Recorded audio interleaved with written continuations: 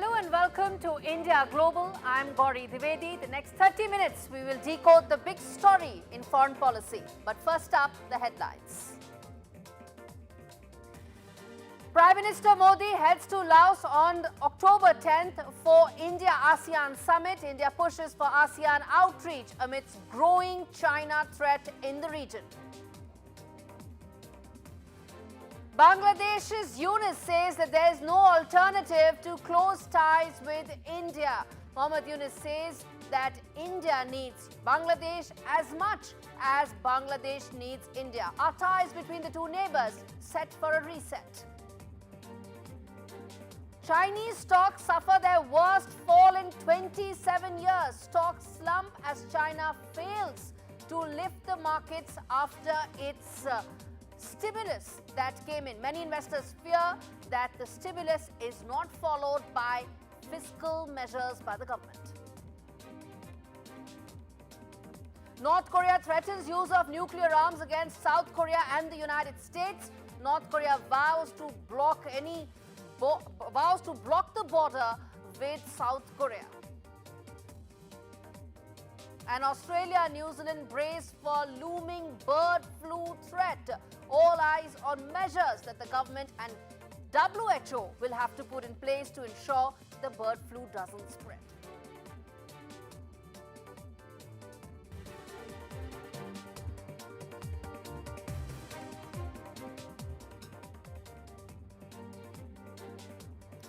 The first story on India Global, the India-Bangladesh ties. Over the last 1 month, we've spoken at length about the various aspects of the New Delhi-Dhaka relationship. It's seen its ups and downs. But what happens going forward in the wake of what Muhammad Yunus has said, where he said that both neighbors need each other just as much as India needs Bangladesh, Bangladesh also needs India. So this symbiotic relationship that now Muhammad Yunus wants to push the pedal on, what lies ahead? What will be the future?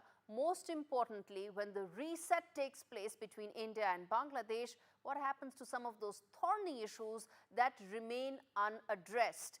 The walk towards democracy, the walk towards electoral framework being restored, and also about the minority issues that India has raised on multiple forums from here till the United Nations. So that's our big story and our first big debate on India Global, which is that the India-Bangladesh ties, if they're set for a reset, what lies ahead? What's the future? And when one leader says that both leaders and both countries need each other as much, what does that mean? Let's get in our two guests. Joining me is Veena Sikri, former ambassador to Bangladesh, and we also have Shamsher Chaudhary, who is a former foreign secretary of Bangladesh, joining me from Dhaka. Good evening to both of you. Thank you so much for joining me on India Global. Let me start with you, Veena Sikri. Let me give you the opening word here, which is that what do you make of the kind of comments that Muhammad Yunus has made, where he said that on one end, one can say that he's talking about a symbiotic relationship, but the usage and paraphrasing of the words that he said, where India also needs Bangladesh as much as the smaller neighbor needs it, how do you read it? Well, first of all, I'd like to welcome former Foreign Secretary Shamsher Muhammad Chaudhary on the program as well. And yes, we have read with great interest the interview that Chief Adviser Professor Muhammad Yunus has given to the Prasamalo. I think that this interview comes after a period of almost 2 months of the interim government being in power at the helm of affairs in Bangladesh. And during this period, there have been a lot of statements made by Professor Muhammad Yunus, made by former Foreign Secretary Tawhid Hussain, who's now the Foreign Affairs Advisor to the interim government. And all of these statements were on various policy matters. And India was very puzzled by all of that because some of them were not very friendly.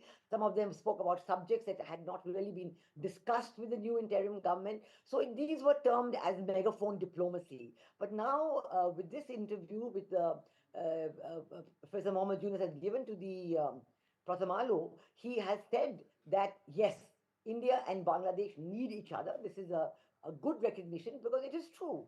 as closest neighbors in the subcontinent, all neighbors have to work together, and every Absolutely. neighbor has to be in close touch with the other neighbor so that we can understand each other. Having said that, these are important aspects. We recognize that. We know that the Indian government has, from the first day, from the 8th of August, when our Prime Minister sent the message to Professor Muhammad Yunus, Yes. we have said that we are prepared to talk to the interim government and we're prepared to carry the relationship Right. forward. So now we are expecting a response as to what issues the government would like to discuss. For example, our Prime Minister had mentioned about the minorities, about the Hindu Let's minority, come the to those Buddhist minority. specifics in a bit. Let's come to those specifics in a bit. But Mr. Chaudhary, then let me ask you this, that there are some aspects of the kind of commentary that has come in from Bangladesh in the last 2 months that New Delhi has, there are several quarters in New Delhi raised eyebrows on. But now, how should we read it? Is this an extension of an olive branch that at the end of the day, the neighbors need to move on and need to move on collectively? How do you read it? Thank you very much, and nice to see Veena, a good friend, and we have worked together on a number of projects. We interacted very closely. When you say offering an olive branch, you offer an olive branch to somebody who's your foe. And nobody has ever described Bangladesh and India relations as being one of foe and friend. It is very much a very stable relationship. It has been so over the last 50 years. There has been ups and downs. That is not unusual between any neighbors anywhere in the world. And what I would also like you to recall the comments of your Foreign Minister, External Affairs Minister, Dr. S. Jaishankar, where he has used the word of interdependence, and India and Bangladesh needs to engage as neighbors and address our issues together. And he's used the word interdependence more than once. And that is actually the reality of the situation. That is the reality. That is the history of our relationship. Very deep-rooted, Yes. conditioned by geography and history. And what Professor Yunus, the Chief Adviser in Bangladesh, has said is something very much in line with the EM from the Indian side has said many times before. Now, when it comes to specifics, let's see what your specifics are, and then I'll bring forward my specifics. Fair enough. Let me then tell our viewers that when you talk about interdependence, when you talk about the symbiotic relationship, there are also some economic aspects to it, and I'm going to take you through that. One is that Bangladesh depends heavily on India when it comes to rice, wheat, onion, ginger, garlic, a whole host of cereals, and also electronic equipment. The other aspect is Bangladesh owes China $6 billion and is also part of the BRI. And China has invested $7 billion in Bangladesh. Chinese exports to Bangladesh are about $22 billion. China is Bangladesh's biggest arms supplier. Essentially, there's a big China aspect to this entire equation as well. But let's talk about this in the next 10 minutes. Ambassador Sikri, the question is that this cannot be missed at a time when New Delhi also offered a great economic assistance to Maldives. We ensured that Maldives pretty much came back from a sovereign default. It had its back to the wall, and frankly, despite so much of China presence, there was no China bailout. There was a New Delhi bailout that happened, and that's the reason why I rattled off those figures about China, that it has deep presence in Bangladesh, but Dhaka's economy is also going through its cycle of a down. And how do you read and connect these two aspects? Well, I agree with you. I agree with you that India has a very strong neighborhood first foreign policy. And this neighborhood first foreign policy is premised on helping one's neighbors and the recognition of the interdependence between two close neighbors and many close neighbors. And we actually proved this in practice because you mentioned Maldives, but there's also the case of Sri Lanka government, where both Maldives and Sri Lanka, whenever they've had economic problems like they're having right now, the Indian government has come forward very strongly to help them. Similarly, if the Bangladesh government is facing problems, then certainly the Indian government is prepared to help. But what I was trying to say that we need a dialogue on the specifics. This exchange of dialogues cannot be done through the media. That's all I'm saying, because there is need for a close dialogue with Bangladesh, and we've expressed our readiness to have the dialogue. We've Right. also expressed so many issues, whether it's a security issue, whether it is the issue of the minorities, Right. whether it is the issue of trade. We are prepared, and of course, we also note from the Let me interview. ask those specifics to Mr. Chaudhary. Sir, those specifics, whether it's the trade aspect, the security aspect, respond to those concerns that New Delhi has raised in the last couple of weeks. Well, I completely agree with Veena that there is a lot of economic aspects in our relationship, and those are already on the cards. Some are already moving. Last week, one of the advisors, she went to Kathmandu to sign this energy supply deal with Nepal that's coming via the Indian grid, which was an agreement that was reached earlier, and this is now being implemented without a word being changed. So this is the first step. A couple of days ago, I met the Indian High Commissioner here, Pranay Verma, and I asked him about the Adani, the power thing, and he said that certain parts of it are being reviewed. He's saying India has not raised any objection to those, so they will be reviewed. So it's not also unusual to review, existing agreements. But the fact remains that Professor Yunus has also committed that we'll honor all our international commitments that we have made. And most of the commitments actually relate to Bangladesh-India relationship. Now, you rolled out a lot of figure about China, but this is the figure that has accumulated over the last 15 years. It is not that Professor Yunus started this, dependence on China. I have my own views on the BRI. Not that I'm against BRI, but I don't see a tangible benefit of a large scale to Bangladesh from the BRI because we are too far down south from where the BRI passed. I think the BRI for China, the flagship BRI projects are in Myanmar and Pakistan. Yes. And some of them may be taking place in Sri Lanka and all that. Yes, we have some connection, but to link every single infrastructure project in Bangladesh as a part of BRI is something I don't I didn't say that, sir. I didn't say any of that. No. I'm not telling you. I'm telling this is being said by the Chinese side. But then let me quickly, sir, I'm running out of time very quickly, which is that India has been saying again and again that what about return to democracy? That and return to an electoral framework. That roadmap is up in the air. How do you respond to that very fundamental concern about India? Yeah, after 15 years of total breach of democracy in Bangladesh, it cannot happen in 15 days or 15 weeks. Over the last 15 years, we hardly had a democracy. We had elections in the name of election that votes were cast the night before the day of the elections. The total breakdown of rule of law, the judiciary was not. So the reform is in the package. There are 6 commissions, 7 commissions may be formed on how to look at the constitution, to make it durable, to make it sustainable. See, Bangladesh is a unique country. We've always had to struggle for our rights. Whether the 52 language movement, the 1971 independence movement, in which India played a very important part, and now we are struggling to put democracy back on track. So this is something happening. There is a huge public support for those reforms. So I'm afraid, sir, I'm going to have to stop you there. But India-Bangladesh is a story I'm going to keep coming back to. Ambassador Sikri another day, but I'm sure that will happen sooner than later.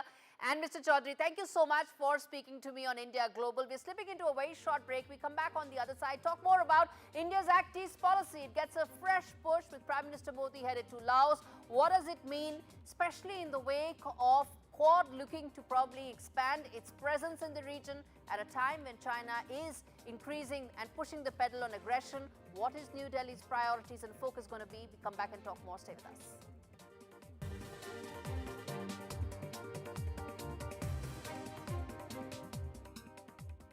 Prime Minister Modi is now headed for Laos on 10th and 11th for the 2 key summits. As India increases its engagement with this region, what lies ahead? What does it mean for India's Act East policy at a time when it's celebrating its 10th anniversary? What should be our priorities for the next 10 years? That's our big focus. And joining me on the discussion today is Professor Chintamani Mahapatra, who's the founder chairperson of the Kalinga Institute of Indo-Pacific Studies, and Don McLean Gill, who's joining me from Manila as well. Thank you so much, gentlemen, for taking out the time. And Professor Mahapatra, let me start with you, sir. Paucity of time, crisp answers, sir. How do you read these very important visits, especially coming in the wake of Prime Minister Modi's Brunei visit and, hosting the Malaysian Prime Minister before that? So there's a concerted push towards it. Connect the dots for us, sir. How do you read it, its importance? Prime Minister Modi is the Prime Minister, is the leader who crafted the activist policy. Before that, it is only locust policy. In last 10 years, he has attended personally 9 ASEAN summits, except just one. And he has given top priority to ASEAN in the Indo-Pacific strategy of India. ASEAN centrality is key for success of India's activist policy. So this particular visit by Prime Minister Modi at a very critical time when 2 wars are going on in the world, and there are possibility of even military exchanges across the Taiwan Strait. The Chinese have been threatening all the time, and Chinese muscle flexing going on in South China Sea, the way they're troubling Philippines every other week. So this particular meeting is important because ASEAN and India today should both engage China economically and try to contain unilateralism of China, not China's growth. It should be a congagement policy, both contain the ambition, unilateralism, Chinese ambition to have hegemony over the region, Yes. dominate the region, and at the same time compete with China and Yes. economically engage with them. Okay. So it is very critical. It is indeed very critical. Don McLean, how do you read India's growing presence in an area which in the last decade has been at the receiving end of increased Chinese aggression, repeated acts of aggression by Beijing? Right, thank you, and I completely agree with Professor Mahapatra and setting the line for India's engagement with Southeast Asia. I think one thing that we need to take into consideration here is that there's mutual respect between New Delhi and its Southeast Asian neighbors. It is not a relationship that is based on a significant level of rigid transactionalism, but a relationship that is based on mutual understanding and shared goals. And of course, India's position towards the challenges many maritime Southeast Asian states are facing, such as the Philippines, is something that brings India closer to the respective security calculations of Southeast Asian states. So the Philippines and India, for instance, the relationship is continuously moving towards new heights, particularly since 2016. We see that level of reciprocity as Manila is more and more willing to incorporate a rising India within its security calculations. Right. And similarly, India has shown a lot of proactivity towards the concerns of Southeast Asia. Okay, we have that map playing for our viewers to know which are these 10 countries that are part of ASEAN and their importance. But Professor Mahapatra, let me ask you then the question around trade. And I think that's essentially the most ironical part. ASEAN countries, they face the greatest aggression from China, but they also have the highest trade exposure to China, making all calculations that much more complex. How do you see India's role in such a complicated trade and security calculus? India has an Indo-Pacific Ocean Initiative, and ASEAN has ASEAN Outlook on Indo-Pacific. India and ASEAN are going to collaborate not only in economy, trade, investment, but also in defense and security sector. The Philippines has bought India's BrahMos missile. Indonesia, Vietnam, and Thailand are also showing interest, and we are negotiating. Last year, we began even exercises in the maritime domain with ASEAN countries, and 7 ASEAN countries contributed their naval crafts to hold exercise in South China Sea. And let me underline here again that nobody is trying to contain China's growth. Everybody is interested in containing and managing China's unilateralism, and this is where India and ASEAN must come together, not only in science and technology and trade and investment, but also in the military sector. The whole region has to be protected. The whole region should be democratic, and no single power should be allowed to dominate Yes. the region. And that is why ASEAN cooperation with India is equally Yes. important. And we don't have an agenda of containing China, by the way. The Chinese are reading very wrong things Right. into our statements. Okay.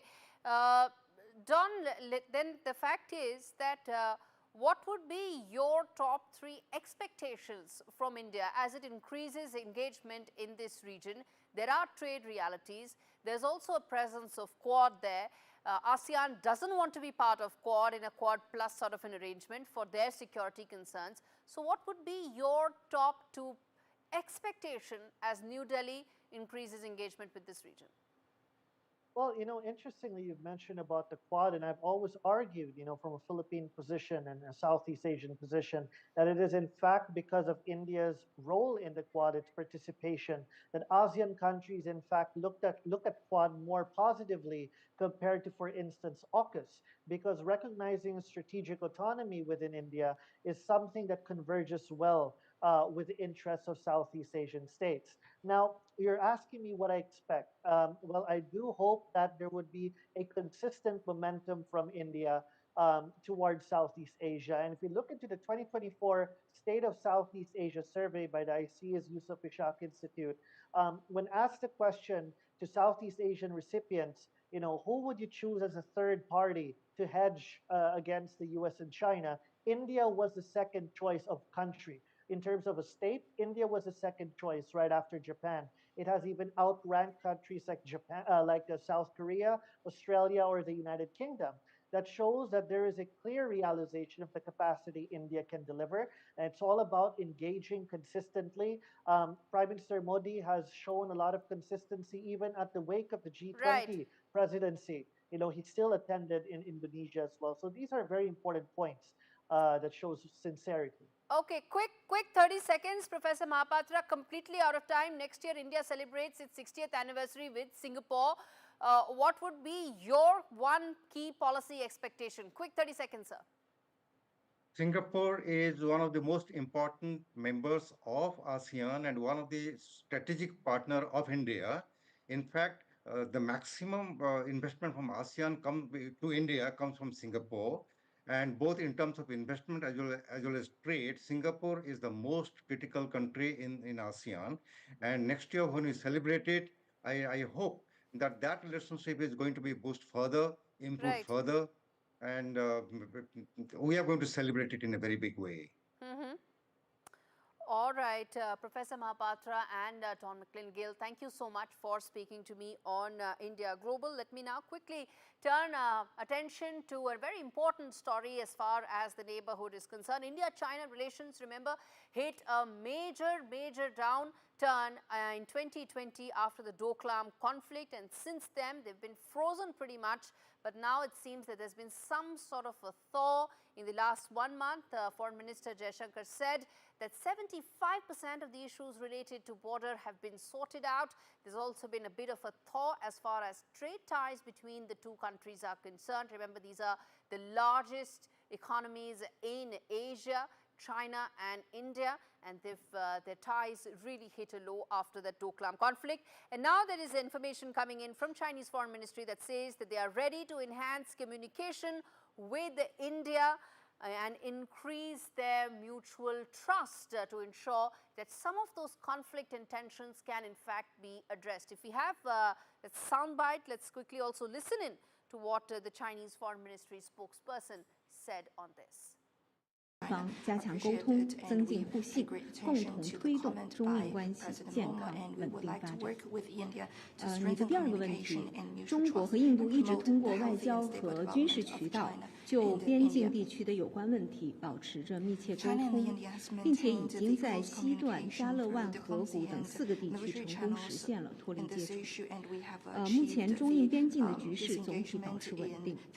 在近期举行的中印边境事务磋商和协调工作机制第31次会议上。